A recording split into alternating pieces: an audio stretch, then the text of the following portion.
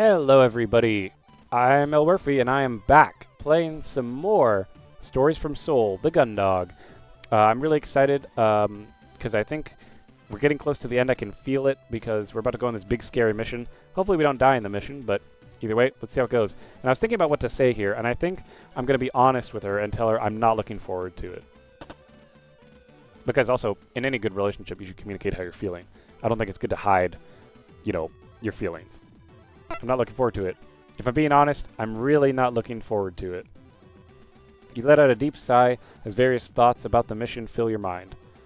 I'm not sure what's going to be worse. Being stuffed inside an A-frame with him for the flight over, or having to work with him once we get on board the O'Brien. I'll be his superior officer whilst we're there. I don't even want to think about how he'll take that. You taper off as you begin to mentally run through all the terrible outcomes you can imagine coming from such a situation. Hey, don't worry about it. What a supportive person. She's great. As much as Hansen is, like he is, he's still a part of the JCF and one of our crewmates.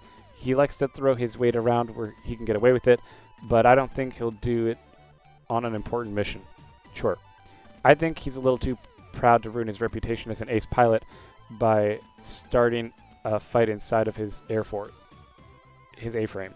Besides, once you're on the O'Brien, you can just get to work on helping the other crew and ignore him. Well, that's the other thing. What? It looks like whatever happened to the gun dog has happened to the O'Brien. Since we've not been able to identify any activity coming from them, there's a good chance that their crew hasn't made it. Oh no! Yeah, it's pretty bad. Hey, come on. They may not have gotten their ship back up and running, but maybe they've got their own savvy chief engineer who has figured out a solution that keeps them all safe. And on top of that, if they're really lucky, they've got their own heroic security officer who's saving the entire crew right now. That's sweet. Yeah, you're right. I'm sure it'll be fine. You do your best to match Cassie's enthusiasm, but you hadn't forgotten the chill in the air of the gun dog just before you got it back online. One of the first signs that a ship wouldn't be able to sustain its crew for much longer, that it had been over 3 hours. True. Hey, Riley. Whatever happens, it'll be all right. You've already done incredible things today, and way more than anyone ever could have expected. Well, you're going to be all right. Thanks, Cassie. Besides, you said you'd book us tickets for that new water park in the Europa cluster. I'm not going to let anything happen that'll stop us from going. Now get out there and nail this mission, Lieutenant Wirfs. Yes, ma'am. Okay, I know exactly what I want to do, because I feel like I want to be a... Where's the mess hall? Mess hall. Yeah, go to the mess hall. Yes. Okay, as you walk by the mess hall, look inside, everything seems to operate as normal. The lazy spinning extractor from the food cycling illuminating its different options. At the table, facing away from you, is Haru. You watch them as they idly swirl the contents of their cup of coffee before taking a sip. If they've noticed you, they aren't letting on, but from the looks of it, they seem deep in thought. You don't particularly have anything you want to ask them, but then again, you decide it may be good to check in before you head out. I want to use this. I'm not all hungry right now, but I bet I know who'd appreciate this. You got a silent voice. Thank you. We'll talk to Haru real quick. Ensign Rumney? Oh, Wirfs, what's going on? What's a hero like you doing stopping by the mess hall? Hansen told me he was taking you for a ride over to the O'Brien. You picking up snacks for the trip? I was just checking up on some of the crew before I left, making sure everyone's doing okay. Oh, wow. What a professional. I'm doing all right. I was sleeping in my quarters when the power went out. I didn't even notice until Hansen started banging on my door. That's good. I'm glad you're doing okay. Yeah. Wirfs? Yes, Hansen? Thanks for helping Hansen out. Oh, well, it's my duty, right? Yeah, I guess it is.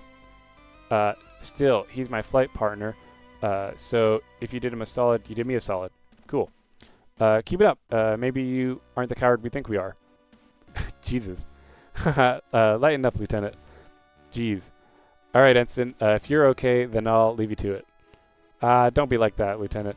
You just need to chill out. If you need any help with that, you can stop by my quarters anytime.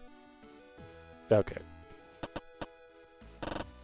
Let's definitely go back to the sick bay. Let's talk to Cassie. Yeah. Hey, what are you still doing here? Don't you have a daring rescue to pull off? Well, I just went through and I thought I'd check one last time before I left and make sure you're really okay. Ah, you sweetie. But I'm fine, really. Totally fine. Not fine. Yeah. I'm currently under supervision to assess the extent of a potential causes of any ailment I may have suffered from. However, my condition is currently stable and does not appear to be life-threatening. Well, the doctor disagrees, though.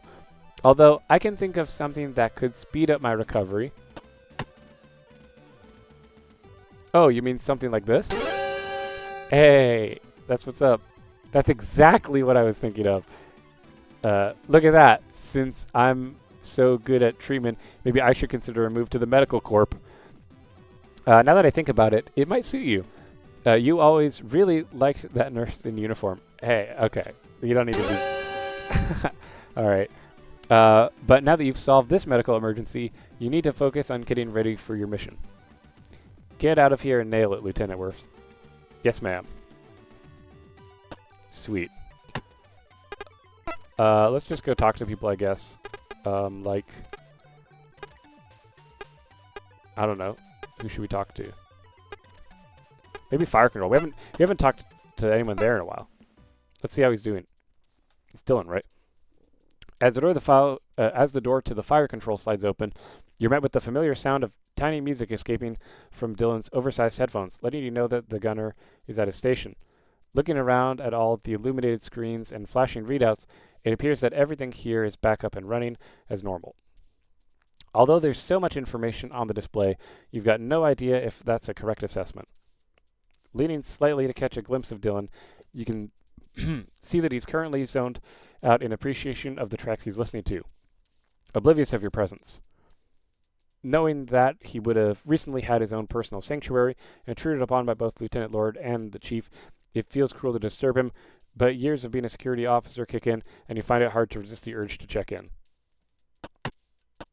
Yeah. Hey, Dylan? Oh, boy. Warrant Officer Dees.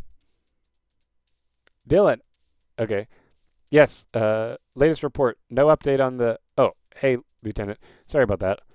I've just had the Chief and Lieutenant Lord crammed in here with me shouting at each other about finding the O'Brien. Fair. Lord wouldn't even let me perform the search with my headphones on, against regulations. Like it makes a difference what I can see. I didn't sign up for that kind of stress. Anyways, what's up? Oh, nothing much. I just thought I'd check in on you, see how you were doing after everything. You know me, Lieutenant. As long as I get to listen to my music, it's all good. And, like, as long as Lieutenant Lord never comes in here again, I guess. Ugh. What about you, sir? I heard that we've got to thank you for getting the gun dog back on her feet. You doing all right? Yeah, I guess so. I've been too busy running a sweep off the ship to think about it, really. Well, with me needing to do a spacewalk and all, rather you than me, Lieutenant. Closest thing I want to get to space is seeing it through these monitors. Yeah. Anyway, if it's okay with you, Lieutenant, I'm supposed to be keeping an eye on the O'Brien, and I was right in the middle of a gnarly Trish and the Replicants song. Mind if I get back to it? No problem. Take it easy, Gunner D's. Thanks, sir. Okay. So we were in the mess hall. What is the actual objective, actually? Head to the hangar when you're ready to depart. So we'll go everywhere except for the hangar. Okay.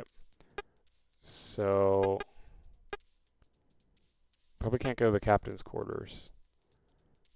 Are there people in their quarters that we should be talking to? Maybe. I don't know. Cassandra's quarters? No, we know she's in sickbay. Even if I had the time, I don't really have a good reason to go in there. That's fine. That's not a door we can click on. What about this one? I should be thinking about what I need to do before the mission rather than checking out other people's quarters. There's nothing really for me to begin by going in there. Okay. I don't know. I'm just going to the... I'm just testing everything out. I should be thinking about what I need to do before... Yeah. I'm just checking. I'm just being thorough. Okay, so there's no one in the quarters we need to talk to. Oh, is there anything in the armory? Let's see if there's anyone here. There's no one here. The captain didn't order me to take anything from here, so we're not expecting trouble. Best to leave it alone. I'll be taking my standard issue sidearm with me to the O'Brien, so I won't need anything else from here. What about here? I shouldn't need one of these since we're not expecting any trouble on the O'Brien. I'll take a standard issue one from the hangar instead. Okay. Okay, what else do we need to do? Should we go to the engineering? Yeah, we could go talk to the engineer.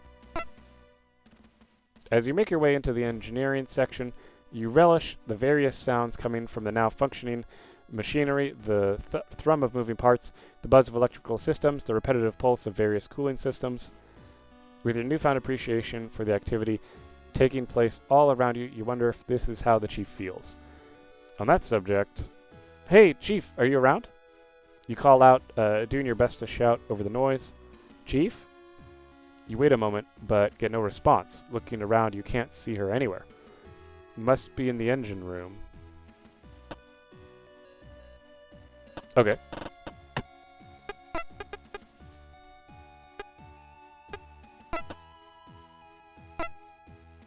Okay. Moving from the engineering section into one of the engine rooms, the first thing that strikes you is that the huge turbine-like machinery that fills the majority of the area is now still.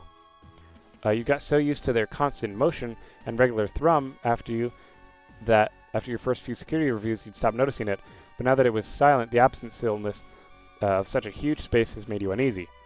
The only saving grace was that the cavernous structure of the engine room is no longer filled with the sound of the engines. You could hear the Chief's analytical monologue echoing across the expanse. Okay. You wouldn't have to do much more than follow it to its source to find her. Okay. So that's the detectors 1 through 7, calibrated against the background of the gamma and signaling baseline. Now if I can... Hey, Chief, how's it, and no blockages on the coolant flow, no warping in the exterior heat sinks either. Chief! Oh, it's you, Lieutenant Wirfs. Don't you have a mission to be getting ready for? Well, yes, but I thought I'd check in on you now that we're on how you were doing before I had to leave. Oh, well, everything's as fine as it can be down here. The loss of power didn't do any damage as all the facilities for a hard shutdown kicked in, so because of... Not the ship, Chief, I wanted to ask to check in on you. I'm fine, Lieutenant. I just needed to get these engines back online. I would have had them online already if Lieutenant Lord didn't have me waste time all the time finding the O'Brien. Once I told her that we could find them using the infrared targeting sensors, she should have left it up to Gunner D's to let me get on with those things. I could have got back to figuring out what's causing the problems with our long-range communication system by now. Maybe even... That's something else I wanted to ask, Chief. What was happening between you and Lieutenant Lord on the bridge? I've seen what she can get like, but I didn't think that she'd be that way in front of the captain. Alright, Lieutenant. You know what? I've seen what you'll do for this ship and the crew, so in my book, that makes you alright. So I'm going to let you in on a secret in case you hadn't figured it out already. The only reason any of us are on this ship is because the JCF don't know what to do with us. What? Not bad enough to dismiss or court-martial, but too much of a liability to crew anything important. And I know that includes me. As a uniform woman, I've butted heads with enough of the brass that they've used every trick in the book to get me out of the way and onto my last warning. So when the Lieutenant Lord realized how pissed the captain would be that the engines hadn't been reactivated, she threatened to pin this whole mess on me. Oh, wow. She'd report that decision to delay the engine's reactivation as mine if I didn't back up her story. Oh, wow. The whole thing makes me sick. Yeah, that's crazy. Some of us actually have important work to do and don't have time to be playing games with the crew to worm their way to the top. As much as I hate going along with it, I'm stuck for the time being. Geez, I didn't realize Vanessa could be so... But don't worry about me, Lieutenant. I'm a big girl. I can look after myself. I'll figure out some way to deal with her. You just worry about getting back from the O'Brien safely, you hear? Thanks, Chief. Don't mention it. Although, one thing, Lieutenant. Yes, Chief? Don't interrupt me when I'm clearly in the middle of something extremely important. Ah, yes, Chief. Now get out of here. Yes, Chief. Okay. I think we've covered everything, guys. I don't think there's any more spots to go. We went to life support. We went to the secure access point. We don't need to go there. There shouldn't be anyone there. Unless we can go to the captain's quarters. You lay your hand pensively on the door of the captain's quarters. With the gun dog back in relative normality, there was once again no justification for you to step foot inside. Still, the time you'd spent in there had shaken you. The contents of the report come flooding back to you, pushing their way to the forefront of your mind. You knew this was how things were in the military, but how long could you go on knowing that this captain was responsible for what happened to that day without you doing something? You pushed that thought back down and do your best to ignore it. You had a mission to prepare for. You could deal with it later. You step away from the door and head back into the corridor. Now wasn't the time to think about that kind of thing. Okay, I don't think there's anything else left to do except to go to the hangar. We went to fire control, went to the mess hall. What about my quarters? Yeah, wait, is there anything in my quarters I need to do? There's no one to talk to. Okay. Should we use the terminal? Yeah, it seems like it's all working like it's supposed to. Maybe the central computer always starts up like that? There's like nothing to do. Okay. Okay, fine. I guess we're going to the hangar. Yep. As the ship's gravity disappears, you slowly float down the final few steps leading into the hangar. Once you're almost weightless, feet contact with the steel flooring of the catwalk, you kick off it and towards the guardrail, grabbing it before you float past and bringing yourself to a stop. Ahead of you are typical sights of the hangar, but for the first time since you boarded, the Gundog expanse is filled with noise and motion rather than the usual near silence and stillness. You see Dalton floating from one segment of the furthest armored frame to another, clearly in the process of carrying out its pre-flight checks. As he arrives at each new part, he opens the access panel, checks the hidden machinery and mechanisms underneath, and then slams the panel closed, occasionally stopping to take one tool or another from his belt to apply adjustments to the frame's inner workings. Alongside the electric slamming of panels and whirring of electronic tools coming from Dalton, you also hear the back and forth between bickering between Hansen and Vanessa. You watch as Hansen, donning his flight suit, snaps at the lieutenant and kicks off into the empty space of the hangar, swiftly followed by Vanessa, who does not let up on whatever it is she is trying to discuss. Glancing at your watch, you see that it's almost the scheduled time to depart and start the mission. No use in putting it off any longer, I guess. Let's just go down the list, because I bet when we talk to Dalton we leave. Let's talk to Vanessa first. Sorry. As Hansen and Vanessa continue their argument, oblivious to your presence, you maintain your grip on the guardrail. It's almost time for the mission, so you could get ready to depart. But if you've got anything you wanted to do before you left, now would be the time. Was there anything I needed to do before I set off? Wait, don't leave yet. Okay. Hold on. What if we talk to Hansen? As Hansen and Vanessa continue their argument, oblivious to your presence, you maintain your grip on the guardrail. It's almost time for the mission, so you get ready to depart, but if you've got anything you want to do... Okay. Don't leave yet. Hold on. What if we talk to Dalton? Doing your best not to draw attention to the squabbling Hanson and Vanessa, you wait until Dalton turns you away and then wave at him, gesturing for him to come over to you once you've caught his attention. Hey, Dalton, how are the preparations going?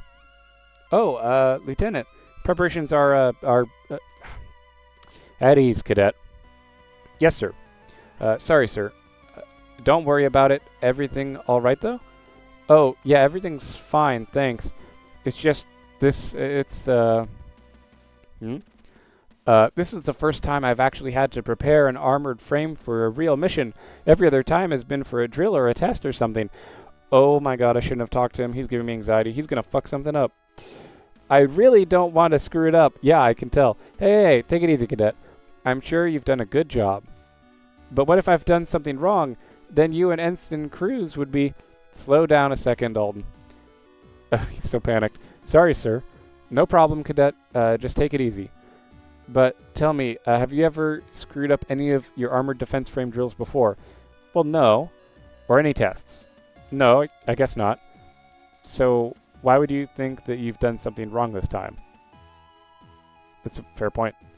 I mean, what? I'm sorry, I guess I was just getting a bit nervous. It's alright, Cadet. We all get a bit nervous the first time we have to do something for real. But I've seen how hard you work and what the Chief puts you through, so I'm sure you've got it all done up to their standards. Thanks, sir. Although, she always makes me double-check the activators. What if I've forgotten the activators? Okay. Alright, let's get going. Yep. Was there anything else you want to do? Depart. Although the prospect of the upcoming mission makes your stomach drop, you take a deep breath and hold it in briefly and exhale slowly, calming yourself. Gathering up your resolve, you kick over the storage lockers near the hangar entrance and remove a flight suit from one, putting on over your normal uniform. It had taken you much longer to get in the suit to get the suit on earlier, but thanks to the unwelcome refresher, you now slide it on reliably effortlessly. After closing the clasps on the last suit of the suit's seals, you take the helmet from the locker and tuck it under your arm, turning back to face the main hangar. Alright, let's do this. Hanson and Vanessa's bickering doesn't seem like it will end anytime soon, so with a weary exhalation, you float forward, vault over the guardrail, kick off it, sending yourself toward Hanson's armored frame. Lieutenant Wirfs, reporting for duty. You announce loudly as you grab onto the shoulder of the armored frame. Stopping in the middle of what she was saying to Hanson, Vanessa turns to face you. She then pushes off the hangar ceiling and heads towards you, not waiting to arrive to begin her lecture. It's about time you arrived, Lieutenant. You're due to depart in a few minutes. What exactly do you think you're doing turning up this close to the mission start time? I'll remind you that I'm responsible for overseeing this assignment, so I won't have your lack of timekeeping impacting the outcome. Now, before she can get much further into her tirade, Vanessa is cut off by Hanson, who floats in between the two of you into the open cockpit of the Juno. Oh, that's a cool spacesuit. Ensign Cruz, ready for departure. He states lazily before disappearing into the armored frame, taking Vanessa's attention away from you and back towards him. And don't forget, Ensign, I'm counting on you. Vanessa calls into the cockpit. If Hanson answers, you don't hear it. Well then, Lieutenant. Have you got everything you need for the mission? I don't see you carrying a PST or a guide from the Chief on removing the O'Brien's black box, didn't you? Hey, Lieutenant. The Chief's loud call comes from the hangar entrance as you see her heading towards you with a large off-white object under her one arm and a manila folder in the other hand. As she's halfway across, she launches the object at you. Although you manage to grab it with your free hand, its momentum pushes you back into the armored frame and you hit it with more force than you'd expected. It takes you a second to recover, but once you do, you realize that the Chief's just pitched a briefcase-sized portable computer at you, the PST. Hey, you got the portable sub... Great. By the time you're able to find its handle and get a grip on it, the chief arrives at the Juno and holds onto the machine. I had to grab you, the one you left in engineering. I've charged it up, but the devices get pretty thirsty, so it takes a while. Ahem. And here's the instructions for removing a black box. The O'Brien's swift, like the Gundog, so there shouldn't be any difference in procedure as long as you follow this letter. Ahem. Ignoring Vanessa, the chief proffers the manila folder containing a few sheets of paper. Okay. Rearranging your hold on your helmet, the PST, and your grip on the armored frame. You just managed to take the folder from her. Ah, we got the black box guide. Hem! Okay, I admit we are being a little bit slow. You glance back to Vanessa, who hovers behind you, an increasingly deep scowl forming on her face. Before you have the opportunity to acknowledge the lieutenant, the chief lays a hand heavily on your shoulder, returning your attention to her and almost making you drop the folder. Don't forget, Lieutenant, the PST needs access verification to open the doors, so your ID won't work on the O'Brien because you've not been assigned to it. You'll need to use the ID of one of the O'Brien's crew to get anything working. Oh right, thanks for the heads up, Chief. If that's the case, would you mind hanging on to these until I get back? Sure thing, Lieutenant. Anyway, I've got the engines. I've got the engines to be reactivating. Although I've already queued up the startup reaction, so now Chief Engineer Cathy's. Huh? Right. We've both got things to be getting on with. Good luck out there, Lieutenant. With a final pat on your shoulder, the chief launches herself off the armored frame and back towards the hangar entrance. Chief Engineer Cathy! Vanessa yells whilst using you to pull herself forwards, her lip quivering with anger as she watches the chief pass over the guardrail and towards the stairwell leading out of the hangar. No one gives a fuck about you, Vanessa. Although she remains silent, you can see the rage building in Vanessa, her slight frame seeming as if she could explode at any second. As subtly as possible, you attempt to make your way to the Juno's cockpit without attracting her attention. You've already noticed that Dalton has disappeared from your view, and you hope to achieve the same thing before the lieutenant can direct her scorn at you. Unfortunately, as you lower yourself into the Juno's cockpit, the casing of the PST strikes the armored frame's surface, resulting in a loud clang that reverberates through the empty space of the hangar. Going somewhere, Lieutenant? Back away slowly. As Vanessa glares at you, waiting for your response, you meet her gaze and keep your eyes firmly locked on hers. Instead of answering, you slowly and silently continue your way back to the cockpit entrance. Once there, you turn and duck inside, quickly pulling the lever that closes the hatch behind you. Don't you dare ignore me, Lieutenant! Hey, we're out of here. With the hatch closed behind you, Vanessa's yelling is immediately cut off, and you can hear the gentle hum of the frame's subsystems.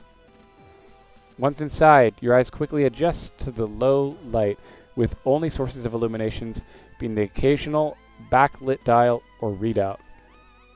You pause for a moment and grit your teeth. This was the first time in years that you'd been inside the cockpit of an armored frame. It might be a newer model, but it was pretty much exactly how you remembered it. Snapping back to the present, you do your best to head off the thoughts that you know will follow your reminiscing by taking a look around the cockpit to see where you would be sitting. Okay. Although the majority of the Juno's cockpit is taken up by the pilot's seat, which sits in the center mounted on a series of shock absorbers, there is space on either side that allows the addition of a temporary passenger seat to be mounted on the pilot's. Okay. Sure enough, Dalton has attached this fixture onto the right-hand side of the seat currently occupied by Hansen. Oh, so we're sharing a cockpit. You stash the PST and file the chief gave you to the rear of the cockpit. Once they're out of your hands, you pull on your helmet, fastening your suit's seatbelts, your suit's final seals, and strapping yourself into the passenger seat. Oh, I'm in the passenger seat. Okay. Whilst you do the buckles, you look across Hansen, who you realize hasn't said a single thing since you entered the cockpit. You'd been too preoccupied with getting away from Vanessa to notice, but now that you're actually paying attention to the ensign, you see that his chest is rapidly rising and falling with every breath. On top of that, his hands grasp both flight sticks, squeeze them tightly, and release them, a motion he repeats over and over. Despite the fact that you're looking right at him, he hasn't noticed you. Instead, his focus seems purely on the monitor in front of him. He's probably got PTSD too. Hey, Ensign Cruz. Alright, we're going to end it here, guys, and you'll get to hear what happens next with me and Hansen. Hopefully I get to tell him about the captain in the next episode. So, thank you all for subscribing if you've done that. If you haven't, make sure to do that. Every subscription really does help a lot. And, as always, I'm Elwirfy, and I will see you guys next time.